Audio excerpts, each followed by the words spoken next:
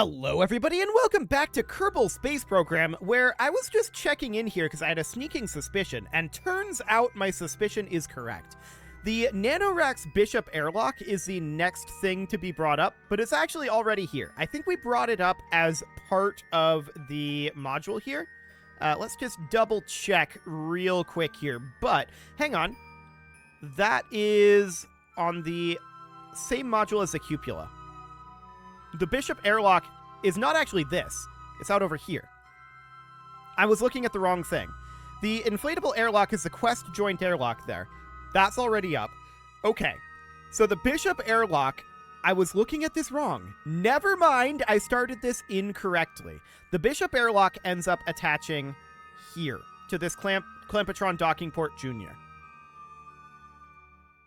Okay, we can definitely do that. So that is going to be interesting. We might just remove the Clampatron and put in the inflatable airlock there. That's going to be a single part brought up, is the thing. That's going to be very, very uncomplicated. Let's head back to the Space Center and let's just get this going. We can do this very quickly. Glad I checked that. I was under the impression that the Quest joint airlock was the Bishop airlock, and I don't know why I was under that impression. It's of course not. It's on the opposite side of the station. So that is absolutely fine. We can do this without any problem then. But yeah, I think we'll probably remove that docking port and just Kerbal install the Bishop expand... or what was that called? Yeah, the Bishop airlock. Yeah. Okay, so this will be absolutely fine. We'll hop into the VAB and... super easy. No way around it. Super easy. Hopefully we'll manage to get the actual landing of the rocket down this time. I mean, we've done it before, but last time it almost worked. Almost. So we're going to load up the Falcon 9 here, and the only thing that we need to put in when we open up our service bay is we need to go into... what's the inflatable airlock? I'm just going to put this in here. There we go.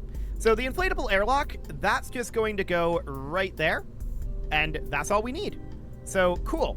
We'll close that, and we're ready to lift this thing. So let's put this out on the pad. I guess I saved that as being the regular Falcon 9. That's fine. We can just remove it. It's not a big deal. It's only a single part, right?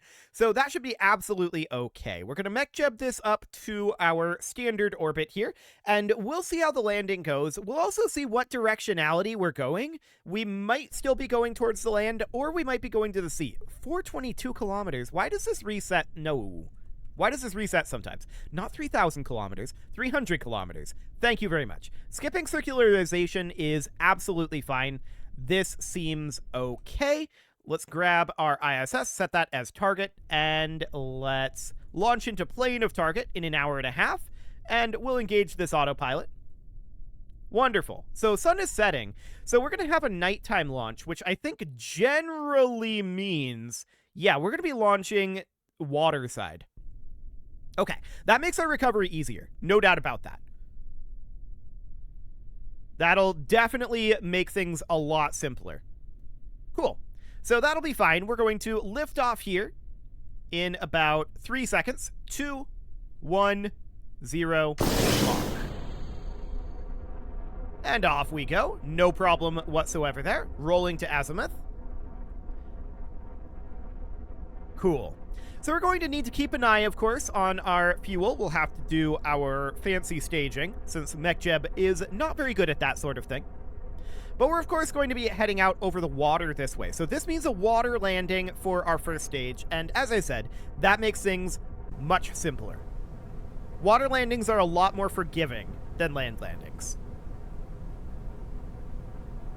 So that means that we might want to try some testing on the way down, keeping an eye on things like thrust to weight, and we could thrust limit. The problem with that is thrust to weight is going to change dramatically as the air pressure changes. That's the primary issue with it right now. I guess we'll see what we've got. We can make it work as is. I just have to, pull it off correctly. That's the big thing. So we've got about 40 seconds until staging here. Lots and lots of time there.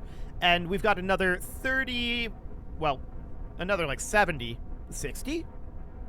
Yeah, kilometers to go on our apoapsis height before staging. But of course, we're going to be building up quite a lot of speed in that time. And this is all looking very, very good. Punching up through the atmosphere here. Definitely seeing a lot of speed build up. And we're going to be detaching right about now. Okay. There we go. Fantastic. So we had a decently high apoapsis. We should be able to get ourselves into some semblance of orbit. And we've got some fuel left over on our first stage. All is looking good there. So apoapsis height, of course, has to hit about 300, and then we'll swap back over. We can probably start physics warping as of now. I think that's reasonably okay. So we'll physics warp here. We're now in space, and solar panels are deployed. All is looking very nominal on this flight thus far, and we can say with relative certainty that our primary mission is absolutely fine. The secondary mission of recovery is going to be another story. We'll see how that ends up going. But our apoapsis height is about 200 now, and that's going to be pushed up to 300 very shortly. Okay, coming out of physics warp, and we're fine-tuning that apoapsis. That looks good. MechJeb has shut down for the time being, and we now need to head over to our Falcon 9 probe, which is going down. Okay, sounds good. So we're going to swap over to that. Step 1 is put ourselves in retrograde orientation, or actually surface velocity minus. Okay, so surface velocity minus, we'll get into that orientation. And we need to enable our air brakes. Okay, so this is surface velocity minus out over here. Right, we're not too far off. So I'm going to physics warp as we turn. But we have absolutely no, like, aerodynamic control right now. We're just operating off of the reaction wheel on this remote guidance unit. So that is absolutely noted. And we're falling right down into the atmosphere as of... well, not yet. It's going to be as of now. There we go. Excellent. So we're going to be losing potential energy, which is very good. We need to lose a lot of potential energy. Bringing us down to regular time warp, or rather 1x warp. We do not want to be physics warping while we're doing this, most likely. That would be problematic, to say the least. And we're actually very low here. I'm going to do our re-entry burn. I should have done it a little bit ago. Okay, re-entry burn shut down. We were coming in quite fast there. No doubt about that. Actually, I'm going to burn a little bit more here. There we go. We've still got 8 seconds of fuel left. So I'm keeping an eye on our altitude here. Sea level and radar altitude are exactly the same when coming down over water, so it doesn't matter which we do. 4 kilometers. 3 kilometers. 2. Beginning landing burn.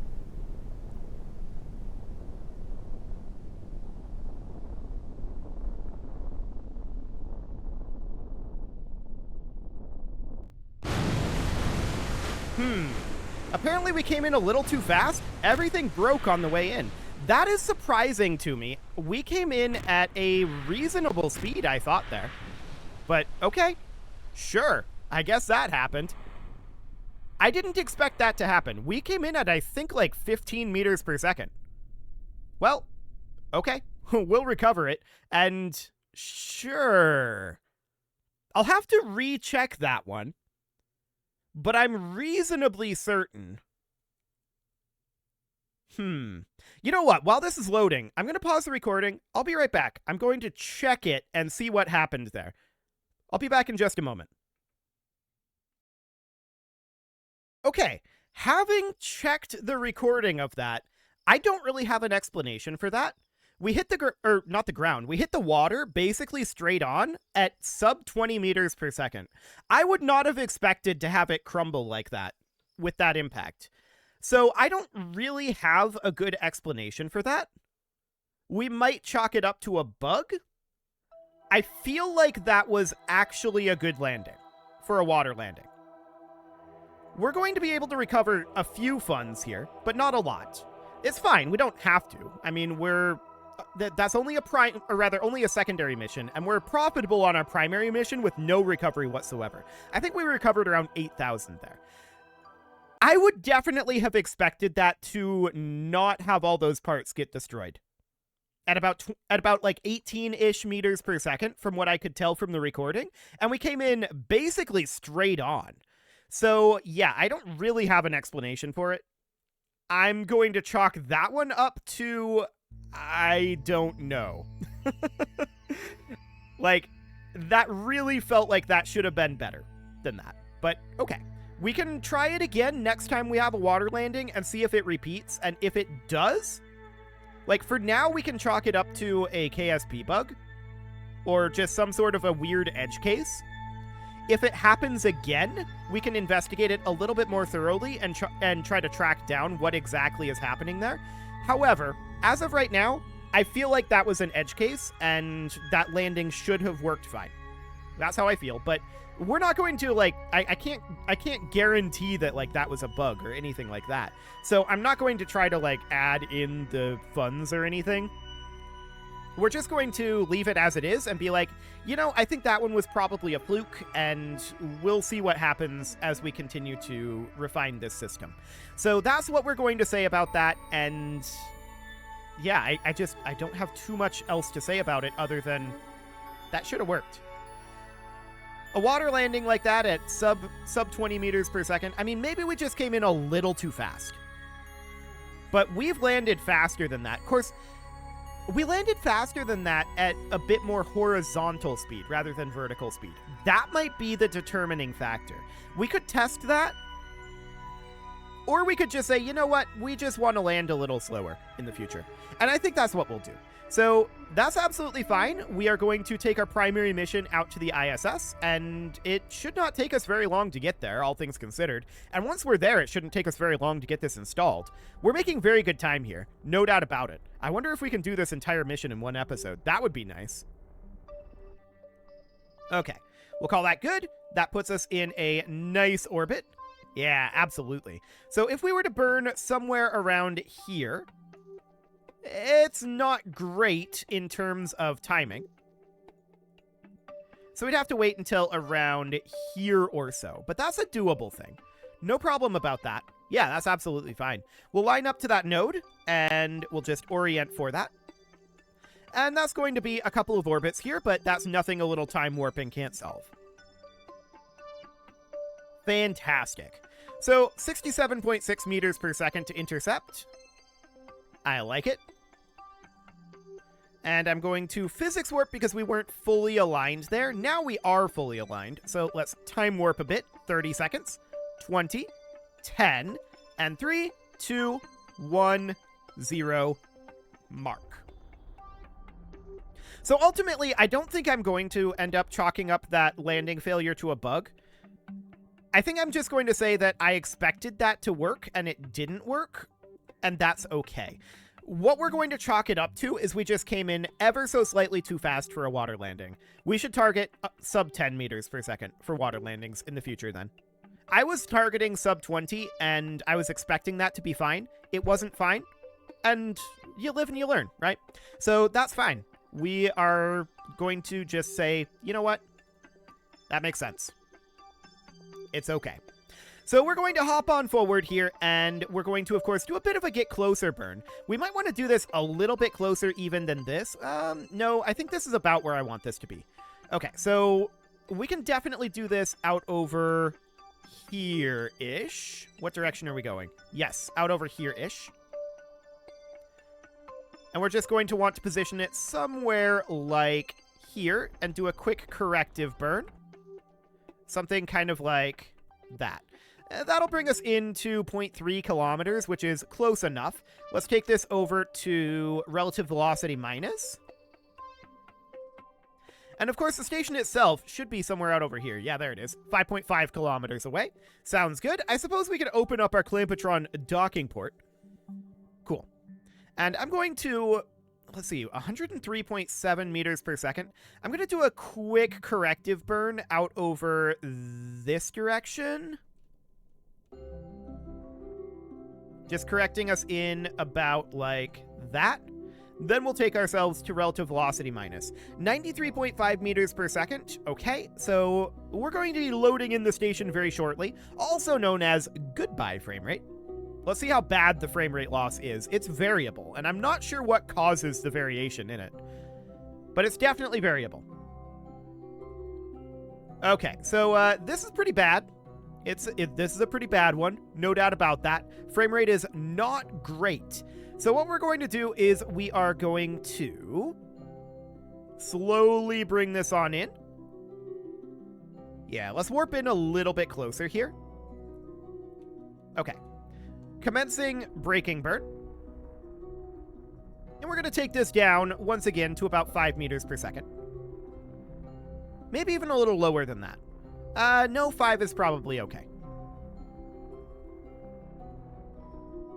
Okay, that's 8. It's hard to time this correctly with this frame rate. No doubt about that. Let's just bring this into 5 for right now. Okay, and I'm going to quick save here. I'm going to restart the game, and we'll be back with a little bit higher frame rate. See you guys in a moment. So here we are with the game reloaded at a somewhat higher frame rate, and that is absolutely phenomenal. I mean, the frame rate isn't perfect, but it is definitely higher. So we need to place the Nanorex Bishop airlock in a very specific location, right? What I want to do right now is I want to get a little closer to the ISS. So let's just warp in a bit here. A little further yet. Okay, and I think we need to get over to the other side here. Yeah, we definitely need to get to the other side of the station. So we need to decide where we're going to be docking. But we'll just have to warp on over this direction. I'm going to jettison this stage at this time, since we know for a fact that it's going to be missing. Oh, come on. There you go. Okay, cool. So that's fine, and we're going to begin our braking burn here. There we go. And we can see that we are approximately on the correct side now. And we're just going to need to bring this down to a halt. So we want to install this up over here, right? So where do we want to dock up to be as close to there as possible? I mean, we have to dock at a large port, so here isn't an option. Although I would like to dock there. That would be an ideal location. I think we're going to have to dock at our standard docking port here and just go over there with our Kerbal construction. It's not necessarily ideal, but yeah, that's the way we're going to have to go, I'm afraid. Okay, so we're going to need to bring this down to basically a halt, and then we're going to have to go that direction, right? Which is fine. We can absolutely do that. Let's rotate ourselves around, not that way, this way. Cool.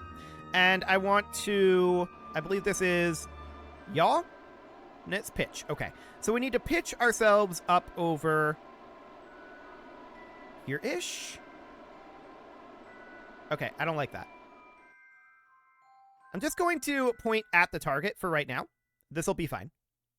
And we're going to need to accelerate in towards target at around 0.5 meters per second for now. Now, I do want to make sure that we're heading this direction. So we're going to bring this out. What way is this? This way. Okay. And we're going to need to go down a bit as well. So I want to rotate us out over this direction. About here or so. And then as far as the down direction goes, what direction would down be? This way. Noted. We're going to have to go that way a bit as well. So we're just going to get ourselves approximately lined up here in the down vector. I think we're going to get there before we get there in the right vector. So that's absolutely fine. We can warp forward a little bit on this trajectory. To about here. We're in approximately the correct position on that down vector. So we're going to need to head this way, right? And now we're heading basically entirely on the right vector. And we'll just warp until we are approximately correct here. It's not going to be perfect, but approximately correct. Okay, somewhere around here. Let's bring this on in. I think we're going to have to go a little further, so I'm not going to bring it all the way in just yet. I do want to head towards target a little bit.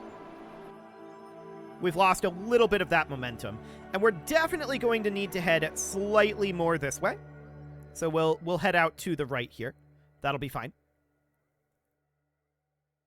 Looking good on that vector. Just about in position. But I do believe we're going to need to go a little further yet. This is pretty close. Let's bring it on over. Excellent. Okay, so now we're heading in towards the target at about 0.5 meters per second. And the question is, how are we doing on that vectoring? It's probably decent. We might be a little bit off vertically and a little off on the horizontal vector as well. But let's warp in a little closer until we can determine that with a little more ease. Okay, right about here. Cool.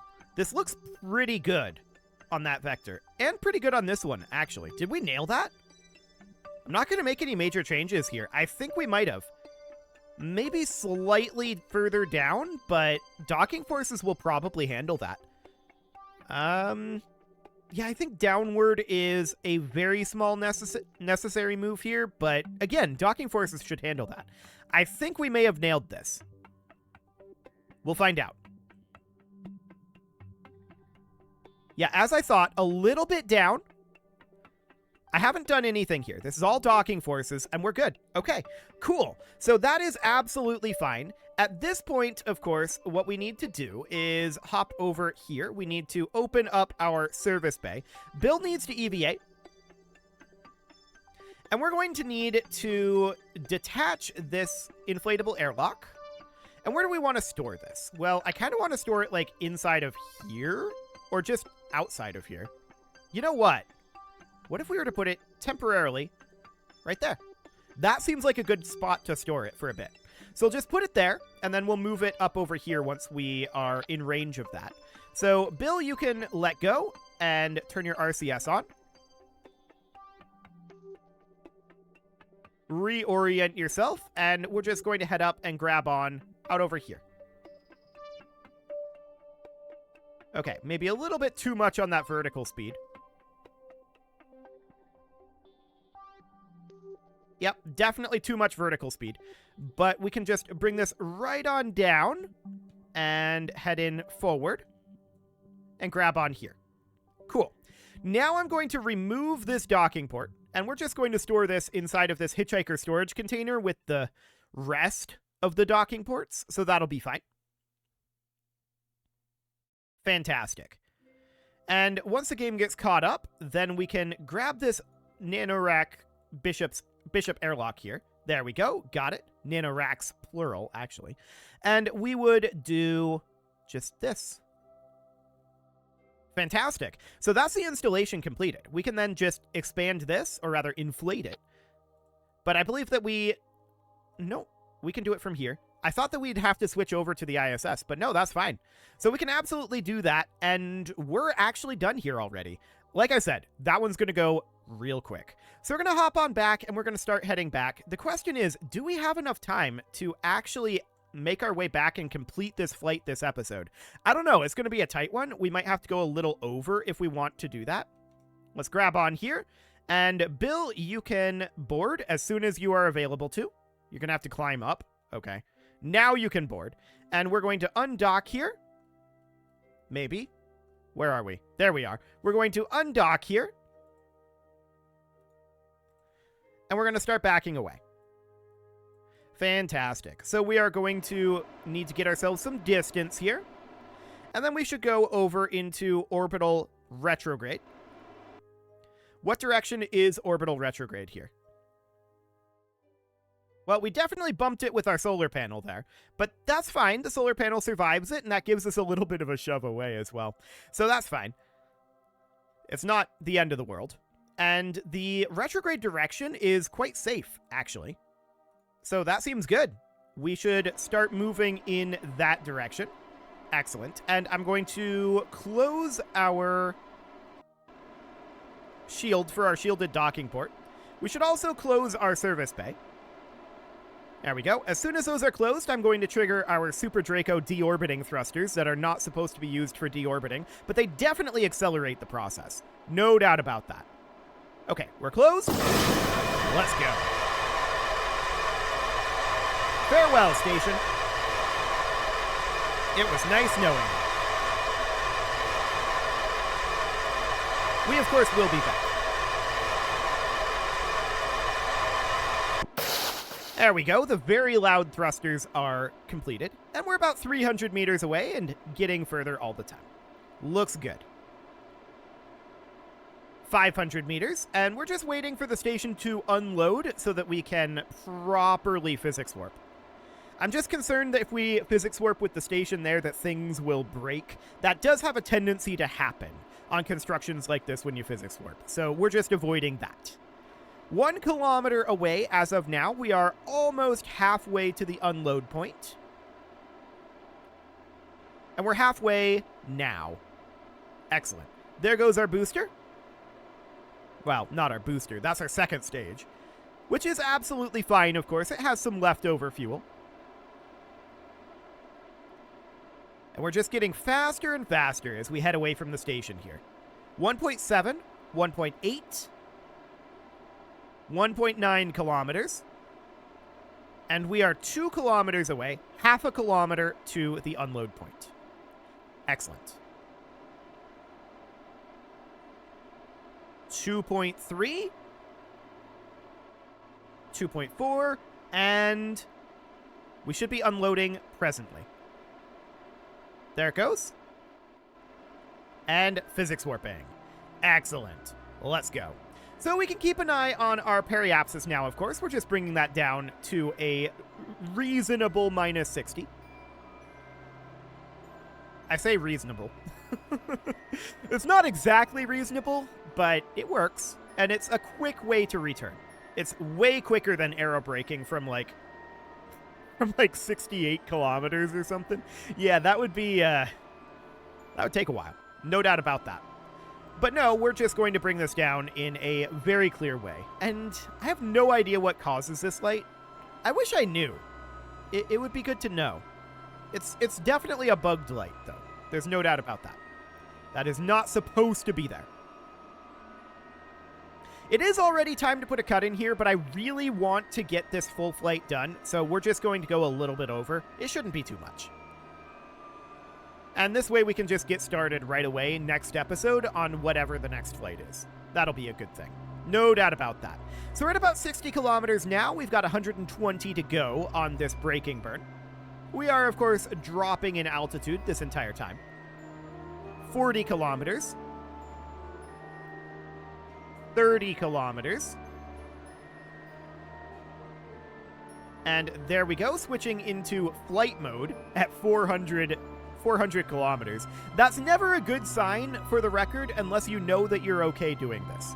I would not recommend having your periapsis this low while your apoapsis is this high, unless you know exactly what you've got going on here aerodynamically. We know we're fine with it, so it's no problem for us. That's minus 30 kilometers periapsis now. Minus 40. And we might be able to get away with a higher negative periapsis, but I don't want to try it. This is good enough. Minus 50 and minus 60. Let's go. So we're now going to eject our trunk section. Goodbye, trunk section. And we are just going to warp until we are in atmosphere. Cool. Coming on down to 70 kilometers, entering atmosphere now. We can turn RCS off, and we can physics warp our way down. Looks like maybe a water landing here? Definitely a water landing. Okay, sounds good. We are, in fact, designed for water landings, although land landings are also fine. So we are, of course, slowing down with tremendous G-forces. Almost hitting the red line there, but it's all good. Drogue's out, and main's out. Fantastic. The one thing that I don't really like about this like payment system that we've got set up is when we recover the vessel, right? And we go back and we add in the payment, and then I restart the game for the next episode, oftentimes it forgets about the cheat payment added in. It's kind of a weird thing, but sure. And yeah, as far as the water landing goes, I like for the first stage, I really think that I think that was just me overestimating how much leeway we had in landing in the water. I think that's what it comes down to. We should be targeting more like this speed for our actual landing. And that's what we'll do in the future, for sure. So that is fine. We'll just bring this right on down. We'll recover this guy, and I'm going to do the payment, but it might disappear between episodes. That happens, and I usually remember to put it back at the beginning of the next episode. If you launch a ship after it, it will remember it. So maybe we should just have it be next episode that we do the payment, but it's a lot harder for me to remember that. I don't know. I'll just try to keep doing it the way we have been, but keep in mind that can happen. But honestly, with the amount of profitability that we have out of this, it doesn't really matter. At any rate, it is about time to put a cut in here, so I'm going to go ahead and do that as soon as we're loaded in here and we get our payment. And next episode, we are going to do our next flight. We're getting close to a proton flight. That's definitely a thing that's happening. Let's grab our payment, and there we go. So we should be at 3.3 million. If I forget, we'll be at 3.1 million, but we'll see. You can leave your offerings to the engagement gods in the form of likes, comments, subscribes, and bell ringings, and a very special thank you to all of the channel members for making this video possible, including ALS Gamer, Shadow Wolf, Kentogan, Ali Lee, Upper Cumberland Gamers, Nick Smarty, Dimitri H, Punching the Microphone, Soccerman12 UK, and all the rest. And of course, you. Thank you for watching. If you'd like to support the channel, you can click the join button down below the video, and as always, I will see you all next time.